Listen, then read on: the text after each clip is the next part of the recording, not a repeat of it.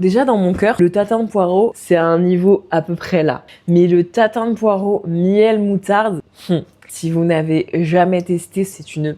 Évidemment, moi, je vais pas mettre de miel parce que je préfère laisser les abeilles tranquilles, mais mettez du sirop d'érable, ça fonctionne très bien. Déjà, tu vas faire ma recette de pâte brisée qui est inratable, qui est la même depuis des années. Tu prends 200 g de farine avec gluten. Donc là, j'ai pris du petit épeautre, mais ça marche très bien avec de la farine de blé, blanche, complète, tout fonctionne. Évidemment, un petit peu de sel. Ensuite, moi, je mets de l'huile d'olive, mais tu mets l'huile que tu veux. Je trouve que ça donne une belle couleur et surtout un très bon goût. Et 80 g d'eau. Ensuite, moi, je suis une grosse flemmarde, donc je commence à mélanger avec une fourchette. Tu vas obtenir une pâte comme ça. Tu la pétris, mais très brièvement. C'est juste pour ramasser toute la pâte qu'il y a au fond, tu vois, et elle est juste magnifique. Je vais la mettre au frais, le temps de préparer les poireaux. Je sais qu'il y a des gens qui précuisent les poireaux quand ils font des tartes et tout.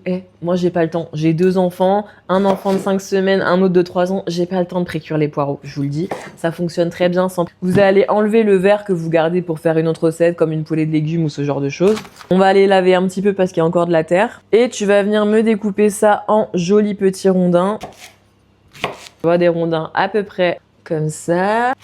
Pas trop épais et idéalement tous à peu près de la même taille. Alors moi, les tatins, je mets toujours un papier sulfurisé et je vais venir déposer très joliment mes petits poireaux que j'ai pas pré-cuits. On est des fous, on est des malades. J'espère que j'en aurai assez, ma belle. Une fois que tu as récupéré la pâte, évidemment, tu vas l'étaler jusqu'à ce que ça fasse le diamètre de ton moule. Je prépare la marinade, évidemment, ça n'a pas tourné, en mélangeant moutarde, sirop d'érable et de l'huile.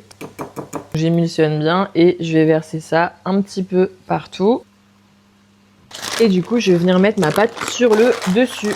Ça ressemble à ça. Je vais venir rentrer les bords, si besoin, couper l'excédent de pâte. Et on enfourne ça pour une 50aine de minutes. Une fois que la tatin elle sort du four, vous allez tout simplement la retourner. Hop, vous enlevez le papier sulfurisé.